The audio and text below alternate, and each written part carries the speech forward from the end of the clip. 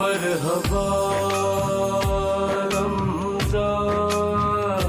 مرحبا رمضان مرحبا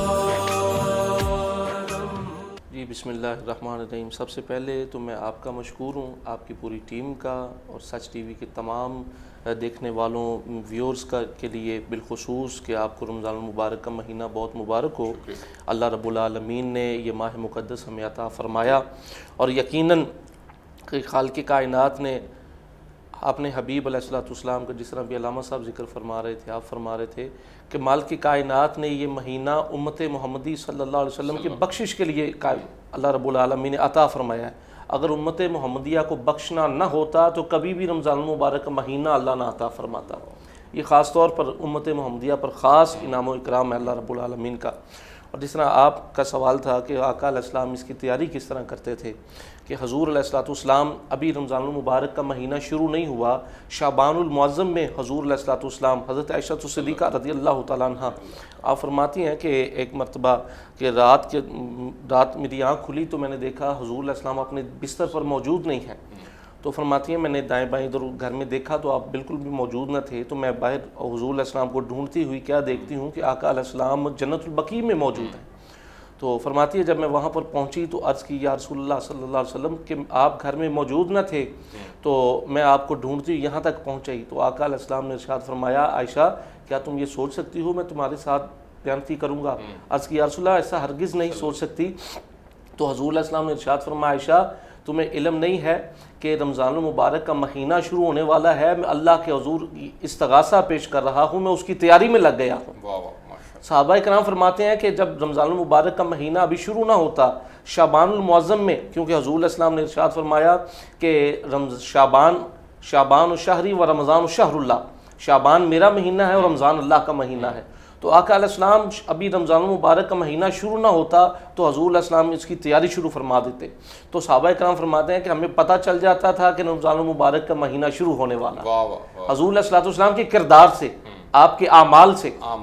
آپ اعمال کی کثرت جو ہے وہ کر دیا کرتے تھے۔ پہلے بھی روٹین تو حضور صلی اللہ علیہ وسلم نے نہ دن دیکھا نہ رات دیکھا، جو اللہ نے آپ کے اوپر ذمہ داری لگائی اس کو بخوبی اور احسن انداز سے آپ نے ادا کیا۔ لیکن جب رمضان المبارک خصوصی طور پر آتا تو آپ خاص اہتمام فرماتے، اور صحابہ کرام حضور علیہ السلام کے یہ معمولات دیکھ کر انہیں پتہ چل جایا کرتا تھا کہ رمضان المبارک کا مہینہ شروع ہونے والا ہے، حضور اس کی تیاری فرما رہے ہیں۔ تو آپ یہ دیکھیں کہ جس طرح آپ نے جو ذکر کیا ہے کہ حضور علیہ السلام کا وہ معمول تو وہ کوئی ایک مہینے کے لیے نہیں تھا، وہ تو ان کا ہر لمحہ بلمحہ وہ اللہ فرماتا تھا محبوب صلی اللہ علیہ وسلم کہ آپ کچھ دیر آرام بھی کر لیا کریں۔ بلکہ میں یہاں پر ضمناً بات عرض کرتا جاؤں کہ جناب جبرائیل علیہ السلام سرکار کی بارگاہ میں حاضر ہوئے، عرض کی یا رسول اللہ صلی اللہ علیہ وسلم اللہ سلام بھیجتا ہے اور رب فرماتا ہے پیارے حبیب اگر آپ تہائی رات جاگیں گے آپ کی تہائی امت کو بخشش عطا کی جائے گی، اگر آدھی رات جاگیں گے تو آپ کی آدھی امت کو بخشش عطا کی جائے گی، اگر پوری رات جاگیں گے تو پوری امت کو بخشش عطا کی جائے گی۔ تو آقا علیہ السلام نے ارشاد فرمایا جبرائیل اللہ کی بارگاہ میں جا کر عرض کرو باری تعالیٰ کہ مجھے تو نے تہائی امت کے لیے رحمت بنا کر نہیں بھیجا، آدھی امت کے لیے رحمت بنا کر نہیں بھیجا، بلکہ جس طرح تو رب العالمین ہے اور مجھے تو نے رحمت للعالمین بنا کر بھیجا ہے، پوری کائنات کے لیے رحمت بنا کر بھیجا ہے۔ تو اے جبرائیل میں بستر لپیٹ کے رکھ دیتا ہوں کیونکہ میں پوری کائنات کے لیے رحمت بن کر آیا ہوں۔ فرمایا میں جبرائیل بستر لپیٹ کے رکھ دیتا ہوں، جب تک اللہ بخشش کا اعلان نہیں کرے گا اس وقت تک میں محمد آرام نہیں کروں گا۔ تو یہ سرکار دو عالم صلی اللہ علیہ وسلم کا ہر لمحہ اپنی امت کے لیے بالکل ایسے کوئی شک مرحبا رمضان مرحبا رمضان مرحبا۔ حضور علیہ السلام کی ایک حدیث پاک بھی ہے وَهُوَ شَهْرُ الصَّبْرُ وَالصَّبْرُ صَوْبَةُ الْجَنَّةِ، یہ مہینہ صبر کا ہے اور صبر کا ثواب جنت ہے۔ تو حضور جس طرح علامہ صاحب فرما رہے تھے کہ جو شخص کسی کو روزہ دار کو روزہ افطار کرواتا ہے تو اسے بھی چاہے وہ ایک کھجور ہو چاہے وہ ذرہ برابر نمک ہو، وہ پانی ہو، تو اسے بھی اتنا ہی اجر و ثواب دیا جاتا ہے جتنا کہ روزہ دار کو۔ اچھا، بعض ہمارے معاشرے میں تھوڑا سا خیال ہے، کانسیپٹ وہ تو میں وہ کلیئر کرتا جو علامہ صاحب نے فرمایا کہ لوگ یہ سمجھتے ہیں کہ شاید ہمارے معاشرے میں یہ المیہ ہے، تو اس بات کو کلیئر کرتے جائیں کہ بعض اوقات یہ بھی دیکھنے میں آیا ہے کہ اگر کسی کے ہاں کو افطاری کے کو دعوت محبت میں دے دیتا ہے تو بعض حضرات یہ بھی دیکھے گئے ہیں کہ وہ کھجور گھر سے لے جاتے ہیں، بھی میں نے اپنی کھجور سے روزہ افطار کرنا، باقی کھانا آپ کی طرف سے کھا لیا جائے گا، تو اس وجہ سے کہ یار کہیں میرا سارے کا سارا ثواب اسے نہ مل جائے۔ تو حدیث پاک میں سرکار نے فرمایا کہ یہ 5 چیزیں جو انعام اللہ رب العالمین نے عطا فرمائے، تو روزہ دار کو جتنا ثواب ملتا ہے روزہ افطار کروانے والے کو بھی اتنا ہی ملے گا، لیکن اس کے روزہ دار کے ثواب میں کمی نہیں آئے گی، ٹھیک ہے۔ اللہ کے ہاں تو وہ تو مال کی کائنات ہے، اس کے ہاں تو کسی شے کی کمی ہے ہی نہیں ہے، تو وہ رب تو اس انداز کے ساتھ بندے کو نواز رہا ہے، کوئی ایک بار، اور کتنا کرم ہے سرکار دو عالم صلی اللہ علیہ وسلم کے طفیل کہ روزہ ادھر انسان روزہ رکھتا ہے اور اس کی فضیلت رمضان المبارک میں آپ دیکھیں کہ ایک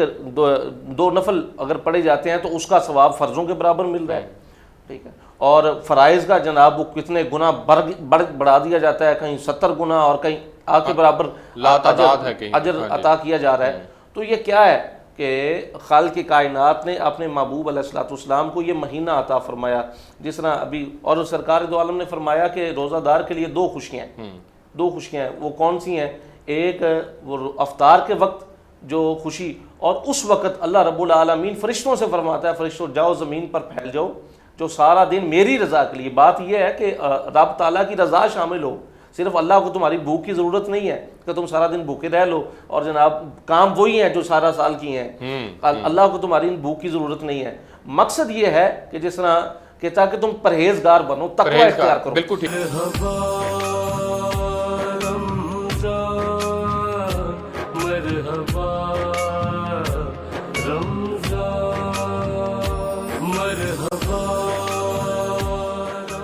جی بے شک حضور علیہ الصلوۃ والسلام نے فرمایا ہے کہ آقا علیہ السلام نے ارشاد فرمایا کہ جو رشتہ داروں کو توڑنے والا نہ ہو، جو رشتہ داروں کو جوڑنے والا ہو، تو حضور علیہ الصلوۃ والسلام نے ارشاد فرمایا کہ ادھر وہ قطع تعلق کرنے والا نہ ہو بلکہ جوڑنے والا ہو، تو حضور علیہ الصلوۃ والسلام نے ارشاد فرمایا جو 2 خاندانوں میں یا 2 فیملیز میں صلح کرانے والا ہو، جوڑنے والا ہو، تو آقا علیہ السلام نے ارشاد فرمایا میں محمد اسے جنت کی ضمانت عطا فرماتا ہوں۔ ٹھیک ہے، آپ اندازہ فرما لیں کہ کام کیا ہے، دیکھنے میں صرف اور صرف کوئی ہم نے کوئی مشقت والا کام بھی نہیں کیا ہے، 2 لوگوں نے آپس میں صلح کی ہے، آپس میں جوڑنے والا ہوا ہے، تو خالق کائنات کی طرف سے اللہ نے فرمایا محبوب جس طرح آپ فرمائیں گے، آقا نے جنت کی ضمانت عطا فرما دی ہے، اور سرکار دو عالم اپنی زبان مبارک سے فرما رہے ہیں کہ جنت کی ضمانت۔ اور پھر دیکھیں کہ رمضان المبارک میں یہ تو عام بھی اعلان ہے، اور رمضان المبارک میں آپ ایک لمحہ صرف اور صرف اتنا دیکھ لیں کہ والدین کے لیے کہ والدین کے ساتھ حسن سلوک سے پیش آؤ، حسن سلوک سے عام معمولات میں بھی قرآن کہتا ہے کہ وہ بالوالدین احسانا، احسان والدین کے ساتھ حسن سلوک سے پیش آؤ، لیکن جو رمضان المبارک میں حضور علیہ الصلوۃ والسلام کے اس فرامین کے مطابق اپنی زندگی کو بسر کرتا ہے، دن کو روزہ رکھتا ہے، آقا علیہ الصلوۃ والسلام کے فرامین پر عمل کرتا ہے، قرآن پڑھتا ہے، تلاوت کرتا ہے، اور اگر وہ والدین کا فرما بردار نہیں ہے تو اس کی ساری کی ساری عبادات اس کے منہ پر مار دی جائے۔ مرحبا رمضان، مرحبا رمضان، مرحبا۔ یہ شیاطین جو سرکار دو عالم نے فرمایا کہ رمضان المبارک میں شیاطین جکڑ دیے جاتے ہیں، تو اب رمضان المبارک کے مہینے میں بھی انسان کے معمول وہی رہے، یعنی اعمال وہی رہیں جو وہ پورا سال گناہ کرتا رہا، وہ ظلم و زیادتیاں کرتا رہا، اور اس میں جو سرکار نے فرمایا شیاطین جکڑ دیے جاتے ہیں، اب شیاطین تو جکڑے گئے، اب اس کے باوجود جب انسان گناہ کرتا ہے، شیاطین جکڑے ہوئے ہیں، اب یہ جو کر رہا ہے یہ اپنے نفس کی بات کو مان رہا ہے، ٹھیک ہے۔ اب اس میں بندہ کہے کہ جناب نہیں وہ میرا اختیار نہیں تھا یا کلی اختیار نہیں تھا، وہ شیطان کے ورغلانے سے میں اس طرف چلا گیا، نہیں، شیاطین تو جکڑ دیے گئے۔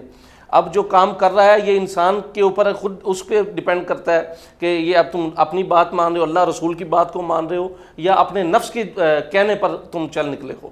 تو اب شیاطین پر ہم جو ہے نا وہ اوش نہیں دے سکتے کہ جناب وہ ان کا وہ عمل تھا یا ان کے کہنے پر یا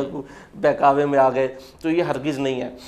یہ انسان کا اپنا ہے، جو نفس ہے، جو نفس کے پیچھے چل پڑتا ہے۔ تو یاد رکھیں جس طرح ہمارا آج کا جو موضوع ہے وہ رحمت الہی اور اللہ کی رضا ہے، تو اعمال وہی قبول ہوں گے اللہ کی بارگاہ میں جو خالصتاً اس کی رضا جس میں شامل ہوگی، کیونکہ حضور علیہ السلام نے ارشاد فرمایا من اعطى للہ ومنع للہ